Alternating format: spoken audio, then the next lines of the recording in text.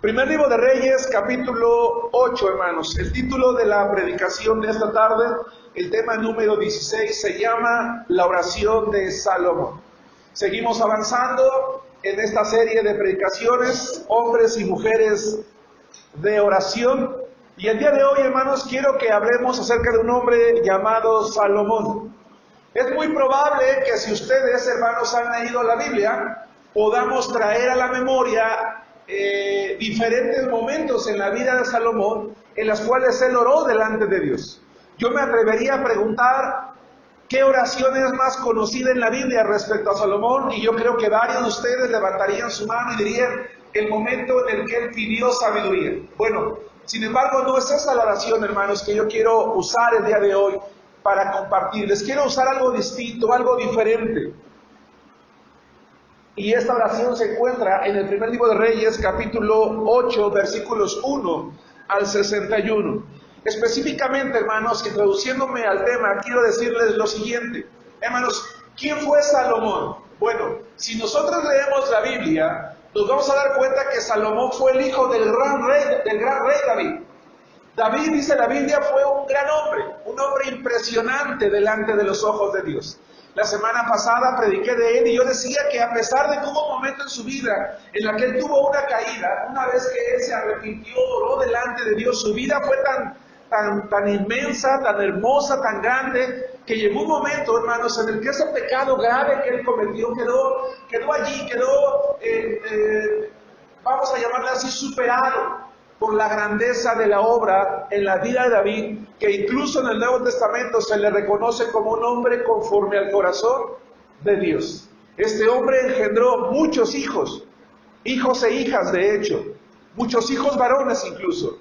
Uno de ellos es Salomón.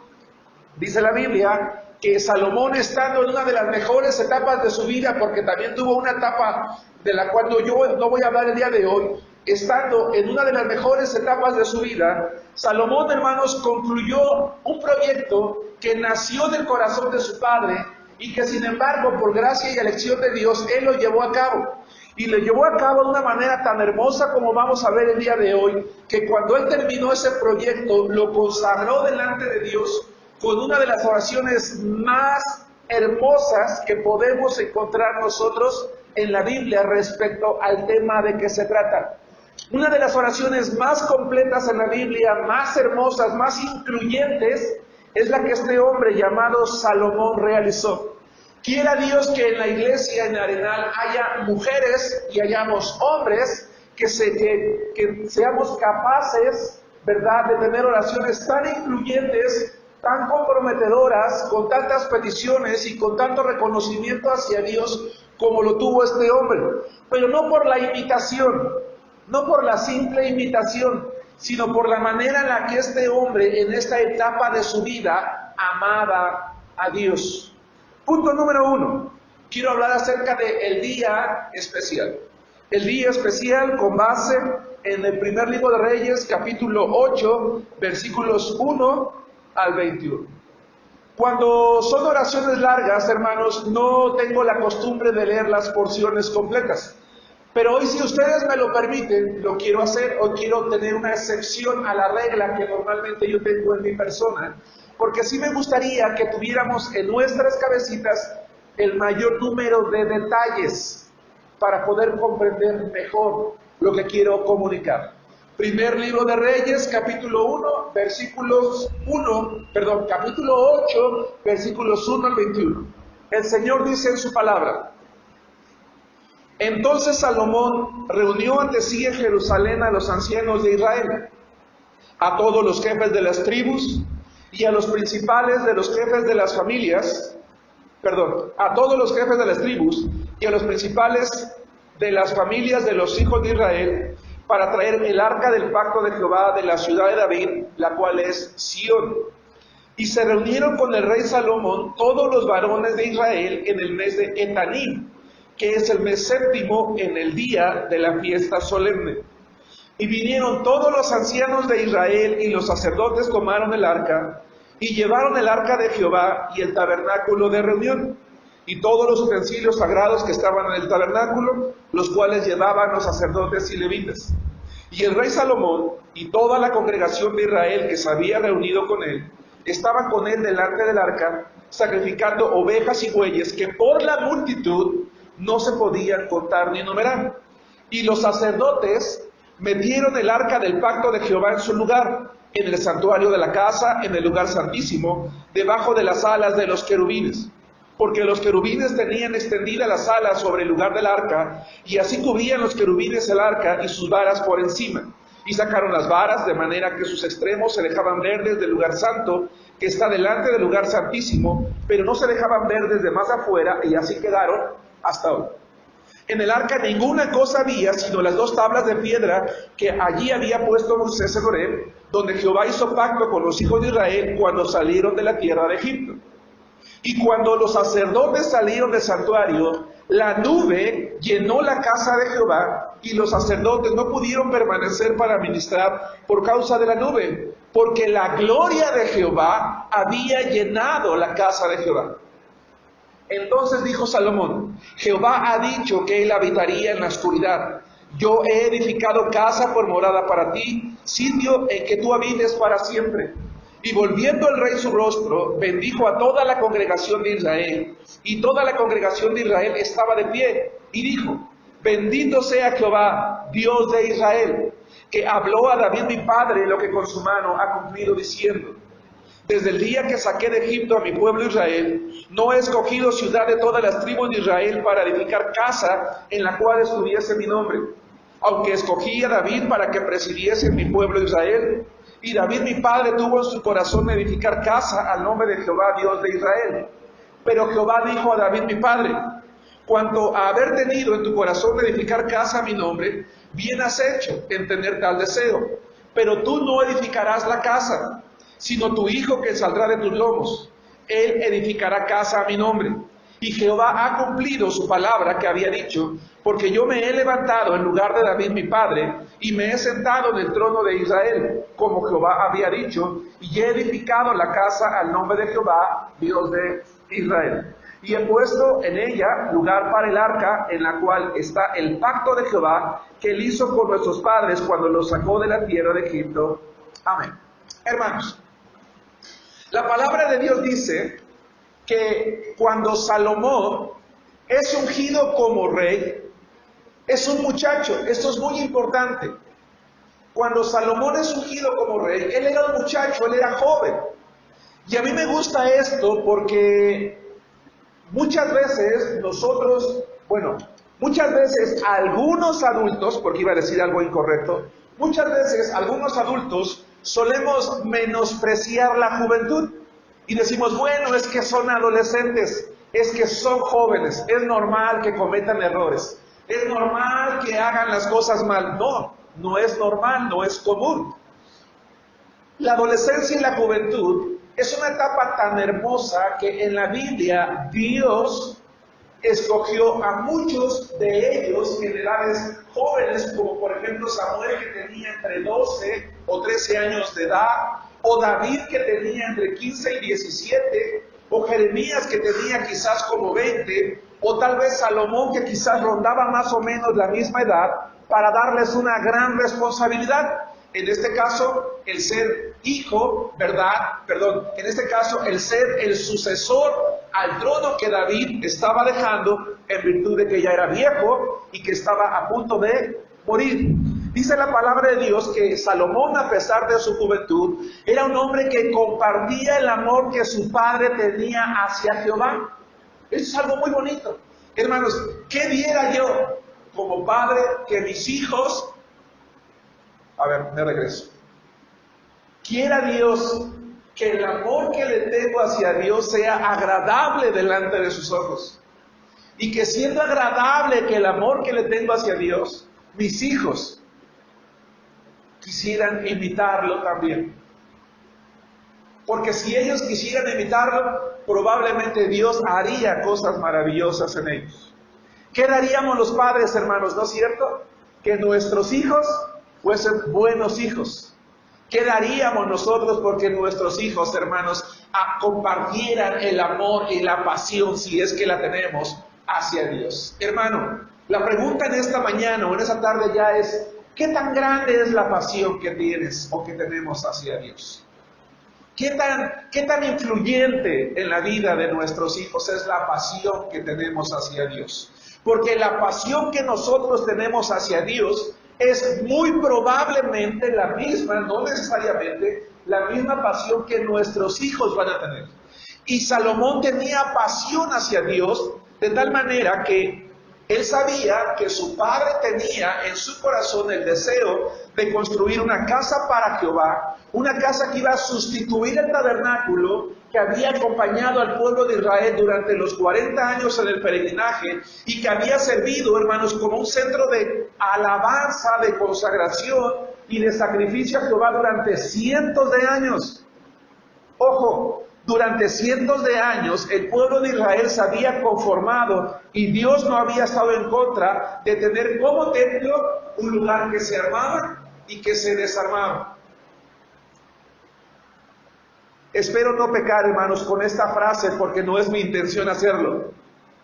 Una simple tienda para alabar a Dios. ¿Y por qué digo una simple tienda? Porque el tiempo en el que el tabernáculo iba a servir como tienda ya había terminado.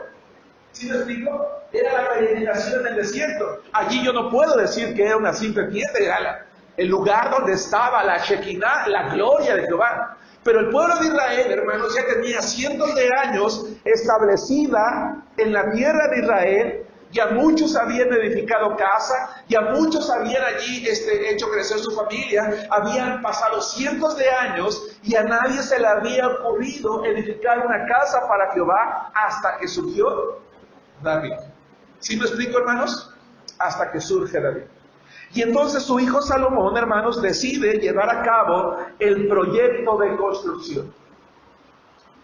Salomón sabía que su padre no quería que el templo de Jehová fuera cualquier templo. Sabía que no quería que fuera cualquier casa. Ojo, se dieron cuenta que en la lectura que nosotros acabamos de hacer, prácticamente no se usa el término templo, sino casa. ¿Por qué? Porque el templo, más que una construcción, es un lugar donde está la presencia de Dios. Y lo que David quería era precisamente un lugar donde el Señor hiciera su habitación, su morada, para que el pueblo de Israel recordara todos los días el gozo de tener el privilegio de que el Dios de dioses, el Dios Altísimo, hermanos, estaba con ellos. Y Salomón se casa con esa idea, la hace suya, y dice la palabra de Dios que cuando él empieza a construir el templo con los planos que le da su padre y que a su vez Dios le da, realiza una construcción, hermanos, tan majestuosa que le llevó 7 años terminarla. Durante 7 años se invirtieron, hermanos, las mejores piedras labradas. Se invirtió una cantidad inmensa de madera, de plata y de oro.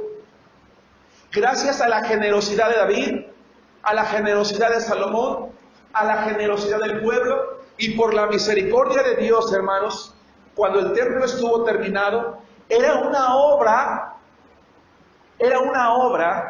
que le comunicaba a todos los pueblos de alrededor que el Dios que allí se adoraba era un Dios digno de una construcción como esa. Ahora, quiero decirles una cosa. En aquellos tiempos, y esto muchos de ustedes lo saben porque lo he enseñado en alguna otra ocasión, en aquellos tiempos, todas las religiones, ¿verdad? Todos los pueblos que adoraban a algún Dios al que consideraban digno, le construían un templo majestuoso. ¿Por qué? Porque entre más majestuoso era el templo, se creía que el Dios que allí moraba o habitaba era un Dios grande y un Dios poderoso. Si alguna nación construía un templo, pues pequeño, chico, descuidado, con lo peor, decían, mira, el Dios de ese pueblo no es digno de adorarse, porque ni siquiera ellos se preocupan en tenerle un templo adecuado para ese Dios. Por eso es que cuando estudiamos la historia griega, por ejemplo, cuando vemos edificaciones como aquellos templos en las acrópolis de grandes ciudades, como por ejemplo Corinto, donde estaba un templo a la diosa Afrodita, o el templo de la diosa Diana en Éfeso, pues nos quedamos maravillados y decimos, wow, ¿cómo es posible que hayan levantado templos tan grandes? Bueno, es porque esos pueblos consideraban que sus dioses eran dignos de algo como esto. Y entonces Salomón dice, mi Dios es un Dios más grande que todos, es un Dios inmenso, Él está por encima de cualquier Dios, y entonces yo voy a levantar un templo que sea digno de adorarlo a Él. Hoy en día, hermanos, la mentalidad del mundo ha cambiado. Hoy nosotros no nos preocupamos en juzgar si un templo es grande o pequeño, si es hermoso o lujoso, porque el Dios que allí se adora es un Dios grande o pequeño. Pero sí es importante que nosotros sepamos esto. ¿Por qué? Porque nosotros como iglesia, hermanos, sí tenemos que preocuparnos por nuestro templo.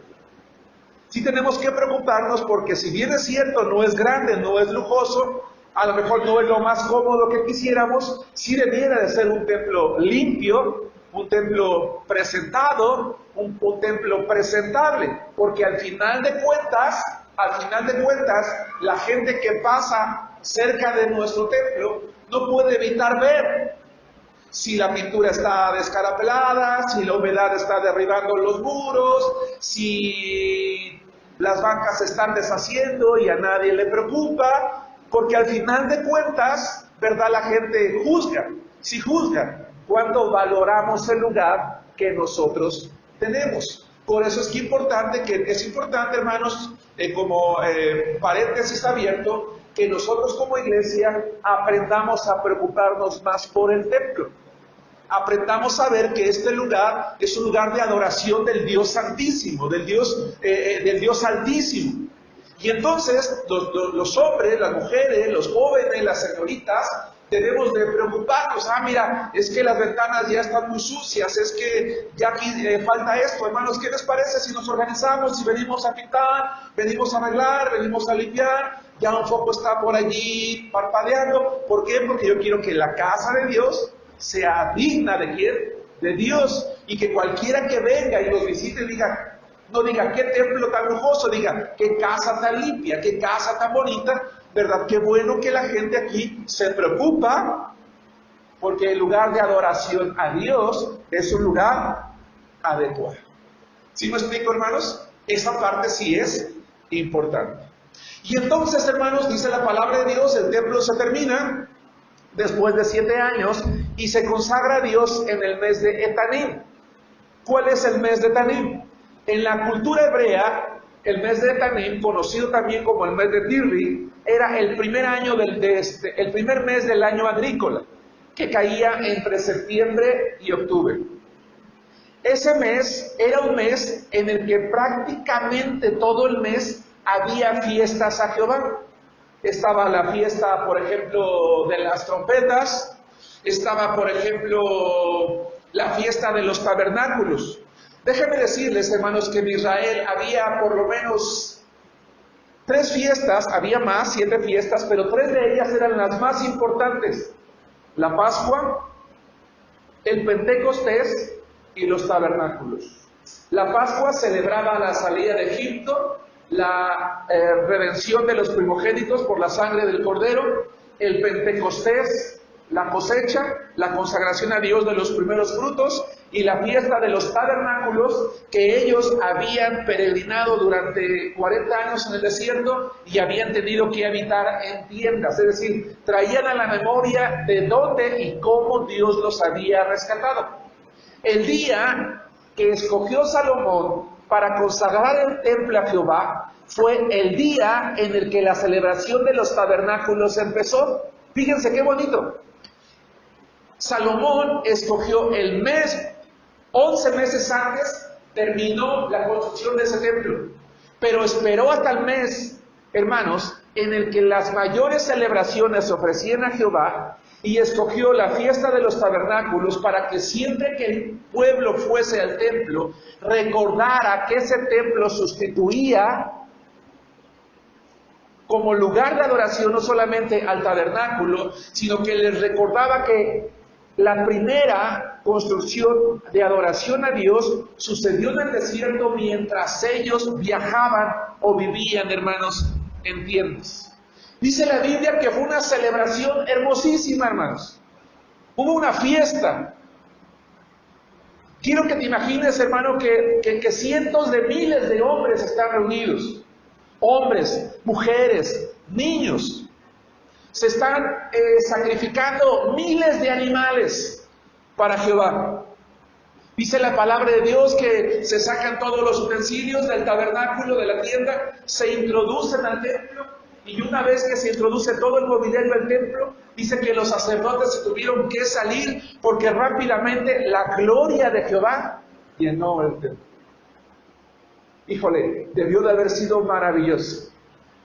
La gloria de Jehová, hermanos, entrando en ese lugar, aprobándolo como un lugar de adoración. Les voy a decir una cosa, no importaba lo majestuoso del templo, si Dios no estaba ahí. No importa cuán arreglado tengamos nosotros nuestro templo, si Dios no está en medio de nosotros. Eso es lo que nos debe de preocupar a nosotros. Una de las oraciones primarias y principales que cada uno de nosotros, y yo convido a los directores de culto, que no olviden esto. La oración más importante que se tiene que realizar antes de cada culto es: Señor, que tu presencia esté en medio de nosotros. Porque si Él no está en medio de nosotros, solamente vamos a ser un club social. Solamente vamos a ser un grupo de personas que en lo individual tenemos al Espíritu Santo, pero que no está honrando la reunión con su presencia. Pero si Dios honraba el templo con su presencia, en ese lugar el pueblo de Israel iba a poder ver cosas maravillosas de parte de Dios. Entonces fue un día especial. 2, la consagración. Vamos al versículo 22 al 51. Gracias. Versículos 22 al 51. Voy a leer primero el 22 y la primera palabra del 23. Luego se puso Salomón delante del altar de Jehová en presencia de toda la congregación de Israel, y extendiendo sus manos al cielo, dijo. Hermanos, llamo su atención al frente. Lo vamos a leer un poquito más adelante. Salomón se acerca. ¿A qué dice la palabra de Dios, hermanos? ¿Pregunto? Al altar. El altar era lo primero que se encontraba, ¿verdad? El altar del sacrificio que marcaba el camino hacia la presencia de Jehová adentro, hermanos, del templo. Dice la Biblia que Salomón dobla sus rodillas en señal de humildad delante de Dios, levanta sus manos como solía orar el hebreo, ¿verdad? Porque el hebreo levantaba sus manos a Dios, no para que la energía entrara en sus manos, sino porque le decía: Señor, mira mis manos, están limpias delante de ti, están limpias de pecado, y en virtud de que están limpias delante de ti, yo vengo a orar delante de tu presencia. Cuando el templo, hermanos, ya tenía todos los utensilios adentro, Salomón sabía que esa casa de Dios estaba lista para empezar a funcionar. Y entonces él hace una oración que vamos a analizar nosotros en este momento, en la cual él reconoce muchas cosas hermosas. 1, él reconoce que Dios es único, es fiel y es misericordioso. En la oración él reconoce: 1, que Dios es único, es fiel y misericordioso. Continúo leyendo el 23. Dijo: Jehová Dios de Israel, no hay Dios como tú, ni arriba en los cielos, ni abajo en la tierra, que guardas el pacto, eso es ser fiel, y la misericordia a tus siervos, los que andan delante de ti con todo su corazón. Al final voy a hacer énfasis en la próxima frase. Hermanos, cuando un cristiano va a tomar la decisión de consagrarse completamente a su vida a Dios. O dos, ¿por qué una persona recibe a Cristo Jesús en su corazón como Salvador, pero no se consagra completamente a Dios? ¿Saben ustedes cuál es la respuesta? Cuando un creyente se consagra, toma la decisión de consagrarse completamente a Dios, cuando entiende que no hay otro Dios como Dios. Que Dios es alguien tan grande, tan único, tan fiel, tan misericordioso, que sería una insensatez, una torpeza no consagrarse a Él con todo el corazón. ¿Sí nos damos cuenta, hermanos? Así que, si yo como cristiano no me consagro a Dios y no soy fiel a Él, es porque intrínsecamente o indirectamente estoy diciendo, pues es que en realidad Dios no vale la pena como para que yo le dé mi vida. No vale la pena como para que yo sea fiel. No vale la pena para que yo le ore con tanta fidelidad. No vale la pena como para que yo entregue mi vida. No vale la pena como para que yo deje mi carrera.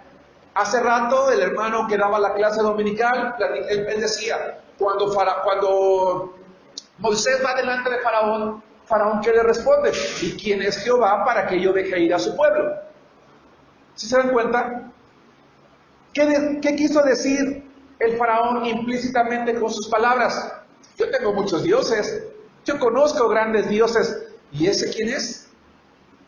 Si yo supiera quién es, si fuera alguien como Isis, ¿verdad? Si fuera alguien como Juan, como Osiris, si fuera alguien como alguna de las deidades que yo tengo quizás, pero ¿quién es Jehová? Hermanos, estamos conscientes todos los que estamos aquí que no hay Dios como nuestro Dios. Y si lo es, nos estamos consagrando a Él como Salomón había entendido que tenía que hacerlo. Bueno, si es así, entonces nosotros haremos oraciones así delante de Dios también. Dos, él reconoció en su oración que Dios cumple sus promesas. Versículo 24. Lean conmigo todos juntos. Dice la palabra de Dios, que has cumplido a tu siervo David, mi padre, lo que le prometiste. Lo dijiste con tu boca y con tu mano lo has cumplido, como sucede en este día. La segunda razón por la cual un creyente es capaz de edificar una obra grande para Dios con su vida es cuando entiende que Dios es fiel. Dios cumple sus promesas. Hermano, oremos a Dios. Esperemos en Dios. Algunos hemos visto la obra de Dios o respuestas de Dios a nuestras oraciones de manera inmediata. Algunos hemos tenido que esperar un tiempo y algunos seguimos esperando después de algunos años. Pero si algo es cierto, Dios es fiel. Y quiero que ustedes observen en la lectura, cuando lleguen a casa, yo los invito a que lean este capítulo. A mí me encanta el capítulo 8 de Primero de Reyes, porque Salomón constantemente está diciendo, tú lo dijiste con tu boca y con tu mano lo has hecho. Tú lo prometiste y lo has cumplido. Tú lo dijiste y lo estás haciendo. Es decir, Salomón tenía una cosa en mente, Dios es fiel, Él cumple. Yo puedo orar a Él porque puedo esperar que Él, cuando sea su voluntad, lo cumple. Porque tú le dijiste a mi padre que lo ibas a hacer y lo estás haciendo ahora. Hermano, que Dios te dé vida para ver la respuesta a las oraciones de Dios que tú has hecho hoy. 3. Reconoció que tenía que mantenerse fiel a Dios para recibir sus bendiciones. Versículo 25.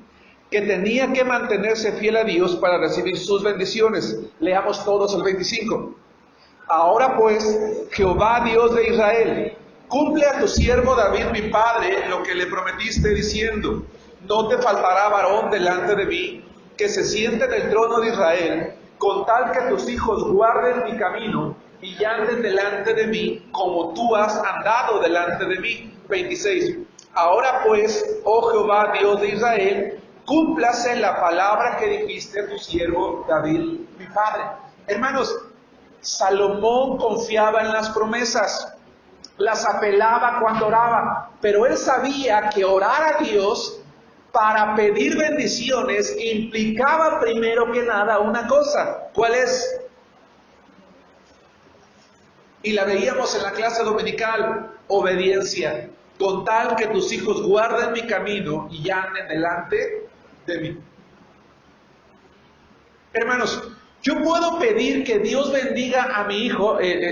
No está hoy Daniel porque fue con algunos jóvenes a Chamayiré a llevar la invitación del Congreso, pero está otro. Está mi hijo Iván. Yo podría pedir oración a Dios para mi hijo todos los días de la vida. De hecho, tal como lo hago, Dios lo va a bendecir si él es rebelde. Bueno, dice su palabra que Dios es misericordioso. Dice Romanos capítulo 2 que no tenemos que ignorar que las benignidades de Dios nos guían al arrepentimiento. Pero si él llegara a continuar en un camino de rebeldía, que no estoy diciendo que lo tenga, pero estoy usándolo como ejemplo, ¿verdad? Yo podría vivir la vida orando, pero ¿Dios va a bendecirle? Hermanos, no, porque él tiene que andar en los caminos de Dios.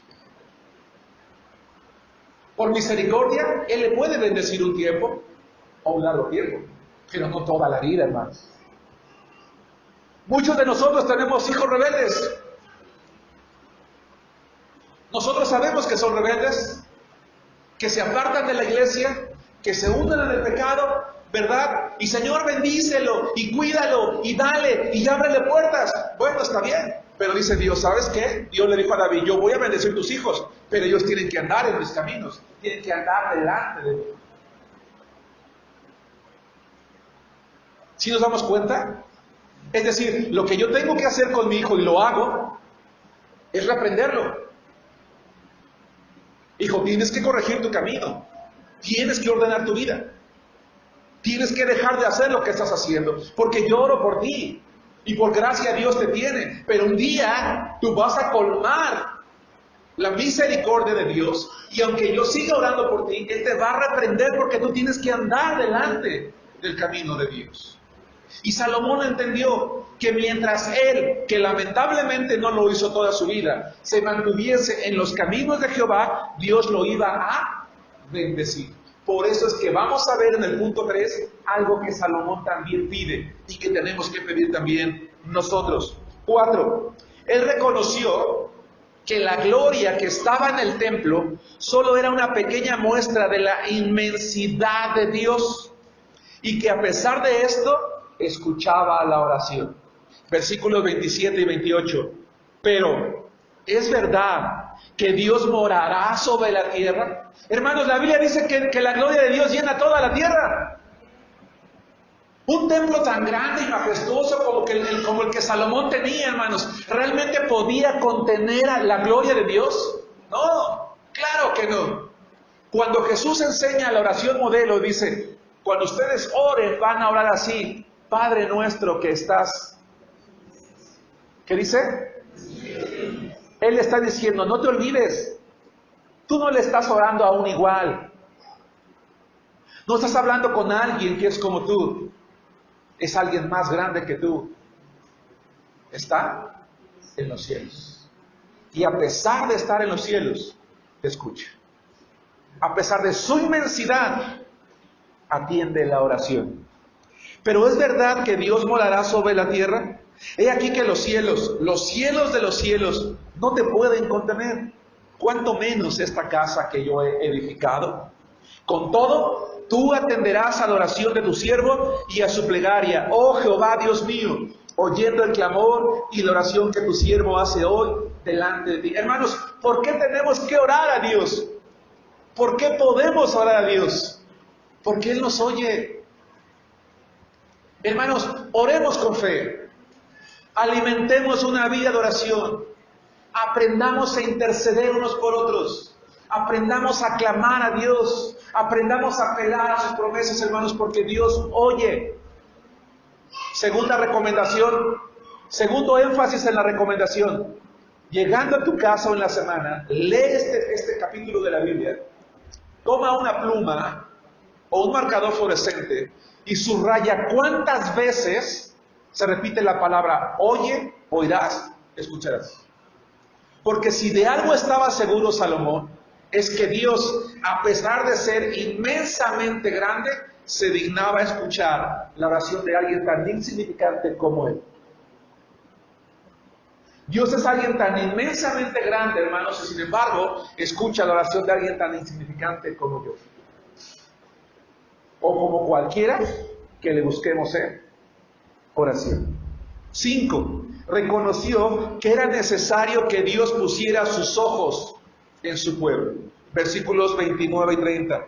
Que estén tus ojos abiertos de noche y de día sobre esta casa, sobre este lugar del cual has dicho, mi nombre estará allí, y que oigas la oración que tu siervo haga en este lugar. Oye pues la oración de tu siervo y de tu pueblo Israel, cuando oren en este lugar, también tú lo oirás en el lugar de tu morada, en los cielos. Escucha y perdona. Hermanos, quiero hacer una pregunta. ¿Se escucha mi voz hasta allá atrás? Bien, con claridad. Karina, ¿se escucha bien mi voz hasta atrás? Hermanos, si yo fuera una persona que tuviese una voz con un tono más bajo, una voz muy tranquilita, ¿debería yo de preocuparme porque Dios no escucha mis oraciones? ¿No? Hermanos, ¿no es hermoso ver que la Biblia dice que allá en el cielo donde está Dios, Él va a escuchar mi oración? Es mentira lo que dicen algunas iglesias, tienes que orar en lenguas angélicas para que Satanás no estorbe tu oración. Eso es mentira, porque para empezar no hay lenguas y mucho menos angélicas. No importa la humildad de mi persona. Hermanos, no importa la humildad de mi persona, no importa la ignorancia intelectual en la que yo viva. Yo puedo ser la persona más insignificante en este mundo, pero aún siéndolo, hermanos, Dios va a escuchar mi oración. Dios va a escuchar mi oración. Porque Él no me ve a mí, Él ve la sangre de Cristo que está en mi vida, en mi corazón. ¿Nos damos cuenta? Así que, hermano, tú nunca te sientas menos. A veces nos acercamos con los hermanos y decimos, hermano, ora porque es que yo creo que a mí Dios no me oye. Hermano, si tú dices que a ti Dios no te oye, tú estás blasfemando contra Dios porque Él oye a todos. Es que yo soy el más insignificante de mi casa, de mi familia, de la iglesia. Hermanos, todos somos insignificantes ante Dios. ¿Sí me explico? Estamos hablando de Salomón, del hombre que ya había recibido una sabiduría impresionante delante de Dios, de un hombre que poseía las más grandes riquezas, pero él era insignificante, porque estaba hablando con quién, hermanos. Con Dios. ¿Sí nos damos cuenta? Y él dice, Señor, si tú no pones tus ojos en esta casa, entonces, Señor, de nada sirve. Quiero que tus ojos estén aquí día, ¿qué dice? Y noche. Porque si estaba día y noche, entonces Dios en cualquier momento estaría listo para responder con milagros las oraciones de su pueblo. Hermanos, oremos por nuestro templo, oremos por nuestras vidas, oremos por nuestras casas, para que los ojos de Dios estén puestos sobre nosotros día y noche. Es decir, que nuestra vida esté agradándole de tal manera que Él escuche la oración. 6. Él reconoció que toda persona con fe, ante cualquier circunstancia, podía acudir a orar al templo. Voy a repetir esto. Que toda persona con fe, ante cualquier circunstancia, podía acudir a orar al templo. 1. Cuando se cualquiera que reconociera sus pecados. O inciso A, versículos 31 y 32. Si alguno, cualquiera, pecare contra su prójimo y le tomare juramento, haciéndole jurar, y viniera el juramento delante de tu altar en esta casa, tú oirás desde el cielo y actuarás, y juzgarás a tus siervos, condenando al impío y haciendo recaer su proceder sobre su cabeza, y justificando al justo para darle conforme a su justicia. Hermanos, hoy vamos a celebrar la Santa Cena.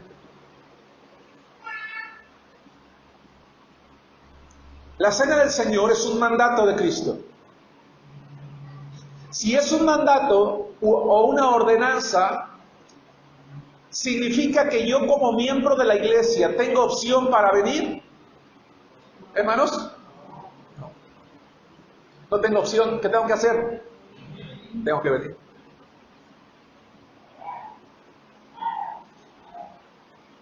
Dos, pero digo, no voy porque Dios sabe cómo estoy delante de Él.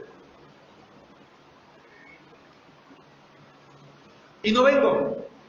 ¿Qué hago? ¿Añado a mis pecados uno más? Pero eso no es lo peor.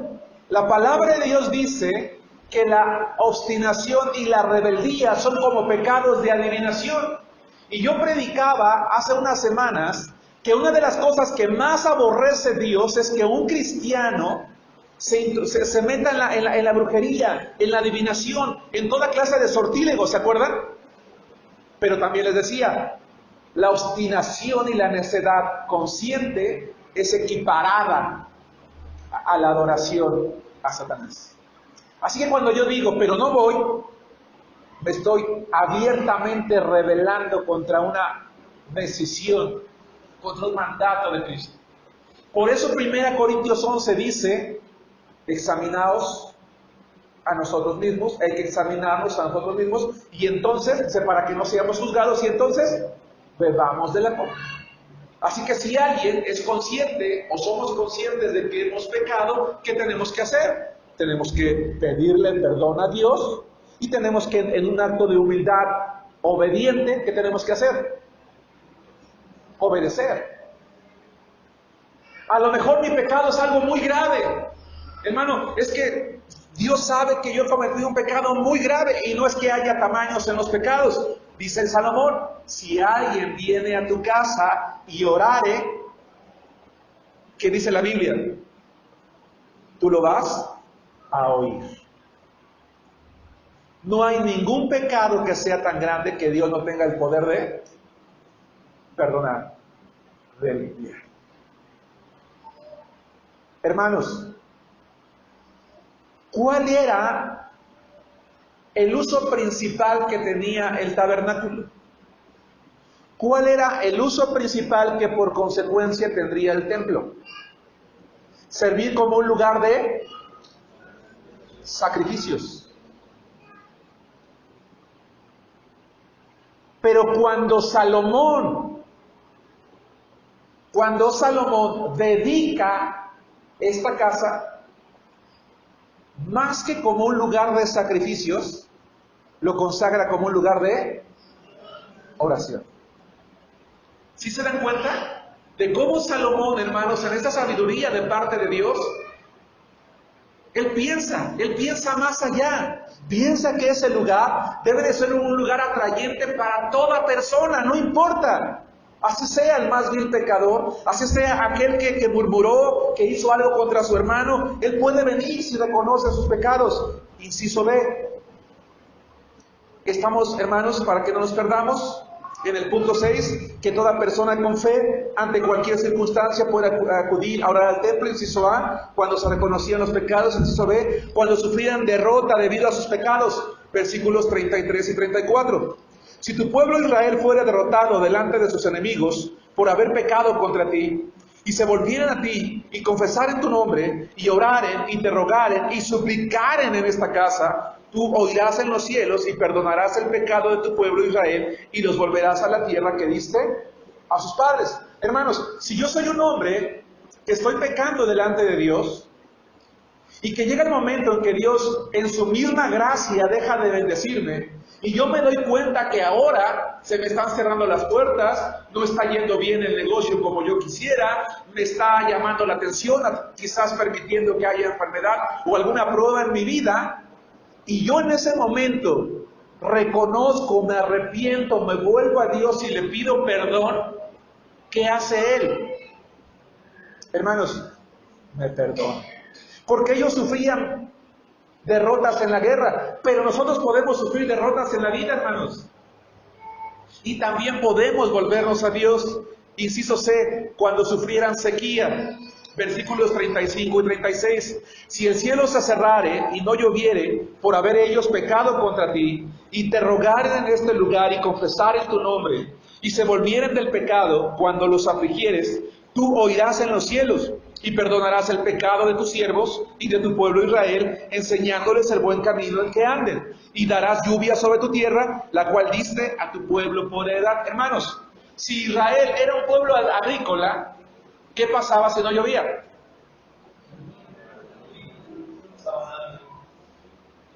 No había cosechas. Al no haber cosechas, no había comida. Y al no haber comida, ¿qué pasa? Se morían de hambre. Hermanos,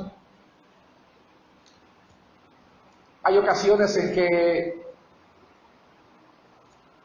quizás Dios usa muchas cosas, muchas circunstancias para llamarnos la atención.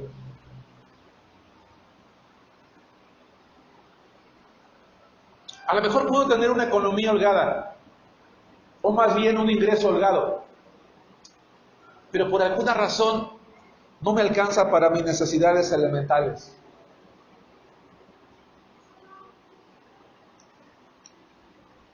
¿Te has puesto a pensar que quizás Dios te está llamando la atención nos está llamando la atención para administrarnos mejor?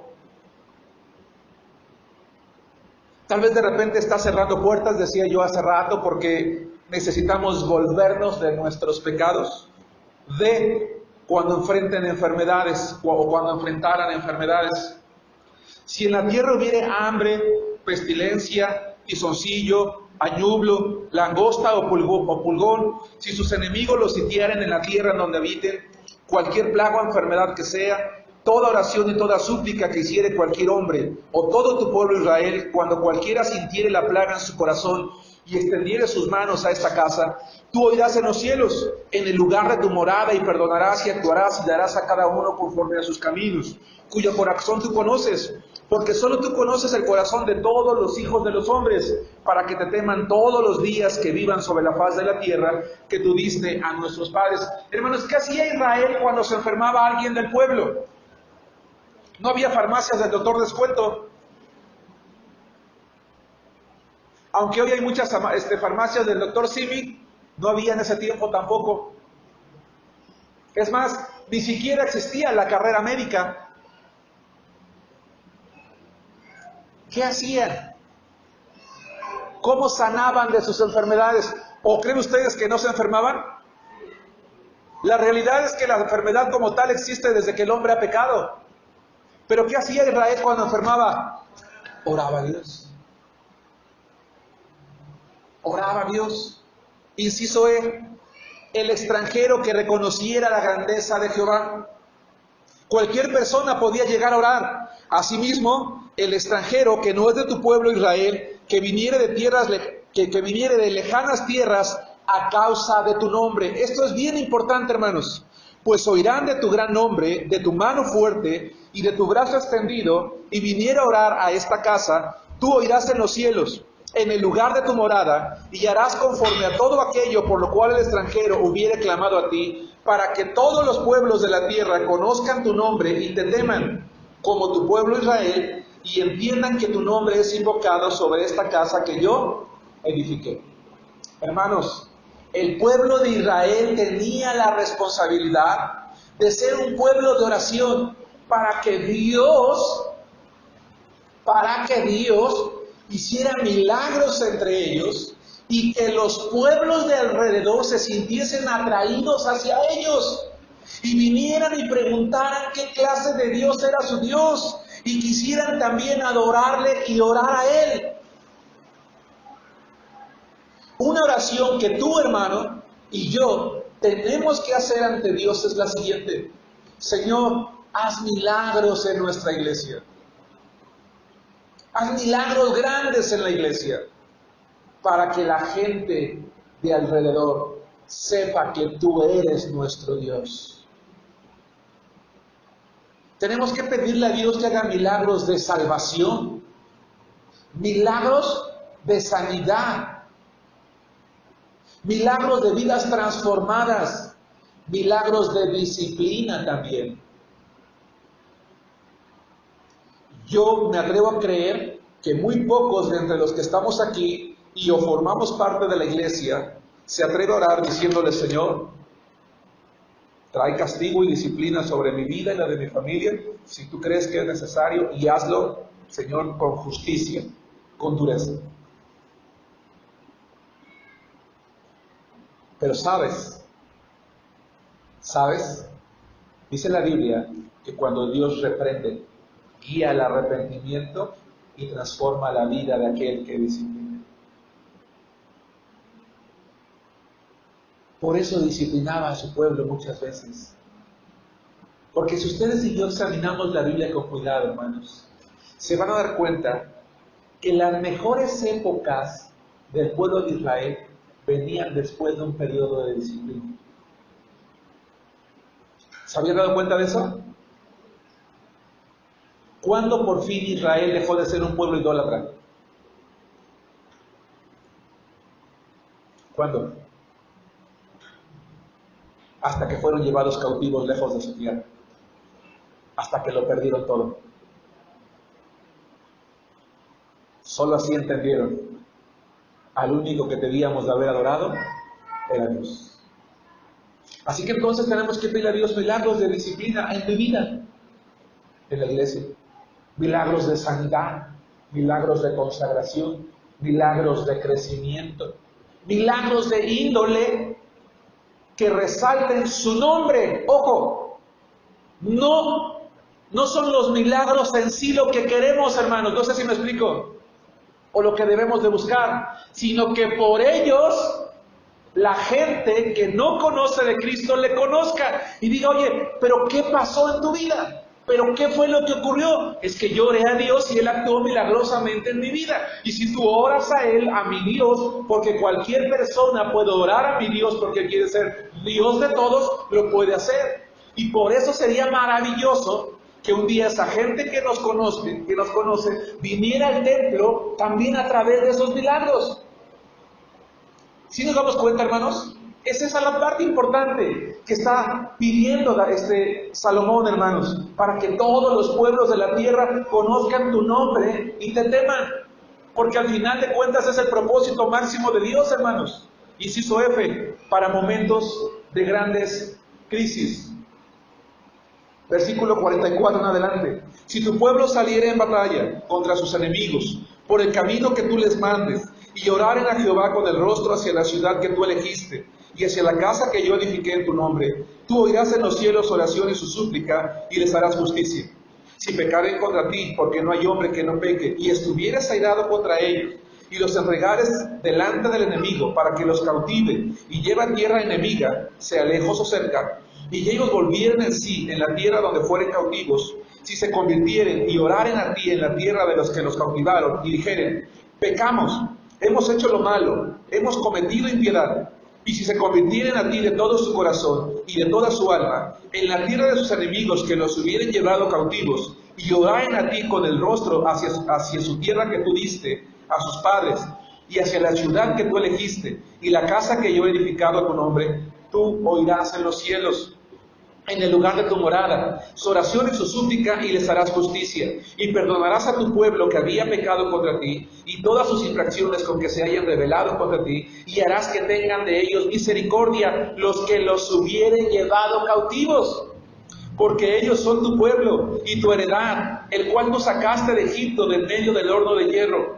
Estén pues atentos tus ojos a la oración de tu siervo y a la plegaria de tu pueblo Israel, para oírlos en todo aquello por lo cual te invocaren, porque tú los apartaste para ti como heredad tuya de entre todos los pueblos de la tierra, como lo dijiste por medio de Moisés tu siervo, cuando sacaste a nuestros padres de Egipto, oh Señor Jehová.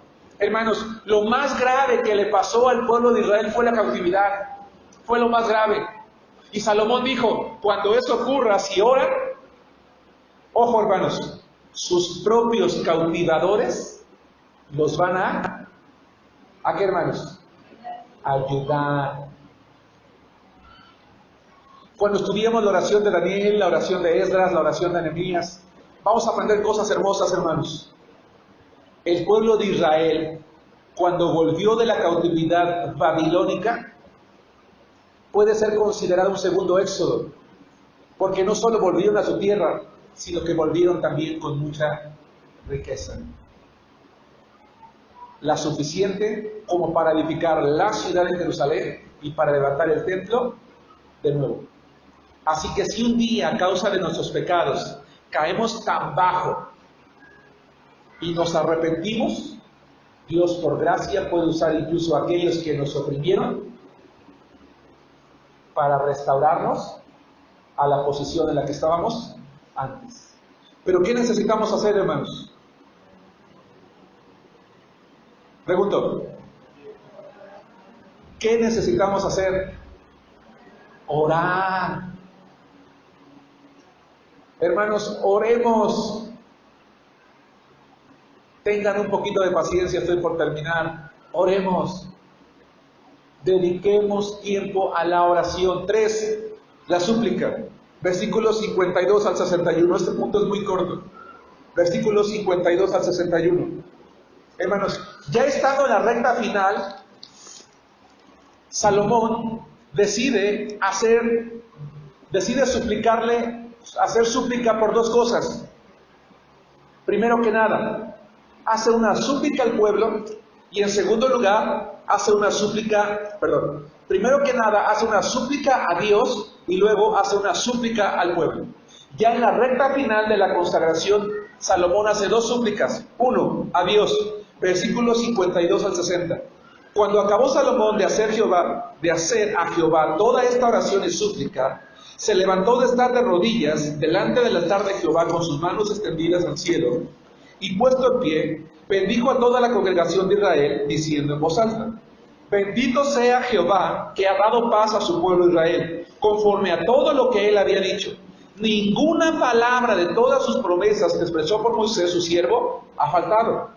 Esté con nosotros Jehová nuestro Dios, como estuvo con nuestros padres, y no nos desampare ni nos deje. Incline nuestro corazón hacia Él. Aquí está la súplica. Incline nuestro corazón hacia Él. Señor, haz que yo sea obediente hacia ti, para que andemos en todos sus caminos y guardemos sus mandamientos y sus estatutos y sus decretos, los cuales mandó a nuestros padres. Y estas mis palabras con que he orado delante de Jehová estén cerca de Jehová nuestro Dios de día y de noche, para que Él proteja la casa de su siervo y de su pueblo Israel, cada cosa en su tiempo, a fin de que todos los pueblos de la tierra sepan que Jehová es Dios y que no hay otro.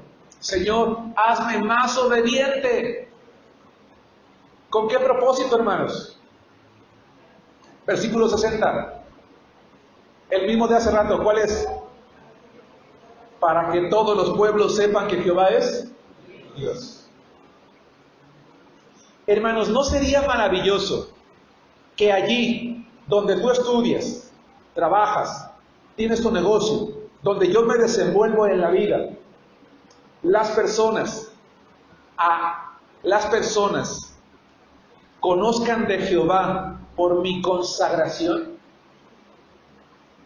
Es decir, oye, ¿tú qué haces los domingos? Te invito el domingo, fíjate que voy a salir con mi familia. Ah, ok, está bien, ¿verdad? Yo no digo que a lo mejor un hermano que aceptó una invitación el domingo es un gran pecador delante de Dios. No voy a caer en eso. Pero ¿qué pasa si te dicen, oye, pues ¿qué te parece? Te invito al otro, y luego y luego otro, y luego aquel? A ver, no, espérame, mira, la verdad es que yo te considero mi amigo, te agradezco que me hayas invitado una vez, sinceramente no puedo hacerlo otra vez porque, mira, yo soy cristiano, yo me congrego en una iglesia los domingos, y la vez pasada te acompañé porque me siento honrado que tú me invites, pero la realidad es que es mejor para mí estar en la casa de Dios. Si quieres, mejor otro día, con mucho gusto, pero no puedo hacerlo con la frecuencia que tú lo haces. Quizás te ven orando por la comida. Quizás saben que eres miembro de un ministerio en tu iglesia. Quizás saben que tú eres líder de un ministerio. Quizás saben que eres predicador. Quizás saben que soy algo. Oye, pero ¿por qué haces eso? Bueno, mira, yo tengo a Cristo en mi corazón Su palabra dice que Dios es un Dios único, es grande, es inigualable, es inmenso y que Él merece todo. Y yo le consagro mi vida. Voy a un seminario, doy clases, dirijo, toco, visito, discipulo, enseño, hago esto, hago el otro, doy mis fuerzas. No lo sé. A lo mejor un día sin querer se te cae el sobre allí en tu trabajo. Oye, ¿qué es ese sobre? Nada. No, mira, es el sobre de diezmo de la iglesia, la que asisto. ¿Cómo? ¿Dejas que te roben? No. No. ¿Sabes? Dios me permite recibir el salario completo. Y permite que de mi salario yo me quede con el 90%. Le doy a Él solamente el 10%. Él me da el 100 y yo le doy el 10%. Oye, ¿pero por qué lo haces? Porque la Biblia dice que yo tengo que honrar a Dios con mis bienes. Porque Él me bendice. Y cuando nosotros compartimos a la gente que somos parte, más que de una iglesia, más que simples cristianos, porque a veces la gente sabe que somos cristianos, pero no sabe más de eso. No sabe qué hacemos en la iglesia. No sabe que somos maestros, que somos evangelistas. No sabe que somos directores de culto. No sabe que estamos a cargo de actividades.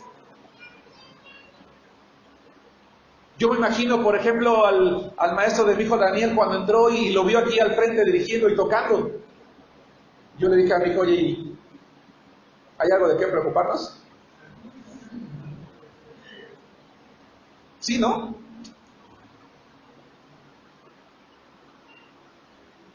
Y es hermoso ver. ¿Por qué? Porque la gente ya sabe que no simplemente soy un religioso, soy alguien que sirve a Dios con amor. Porque yo le oro a Dios, Señor, inclina mi corazón hacia ti para que los demás te conozcan. Finalmente, hay una súplica al pueblo, versículo 61. Sea pues perfecto vuestro corazón para con Jehová nuestro Dios, andando en sus estatutos y guardando sus mandamientos como el día de hoy. Hermanos, seamos perfectos delante de Dios, obedientes, hagamos su voluntad, obedezcamos su palabra, leámosla. Conclusión. Hermanos, la oración de Salomón destaca cuán grande es Dios. La oración de Salomón describe a Dios como un Dios único. La oración de Salomón tiene como propósito lograr que Dios le considere todos los días de su vida. La oración de Salomón es una oración de compromiso. La oración de Salomón es una oración de alabanza, es una oración de gratitud.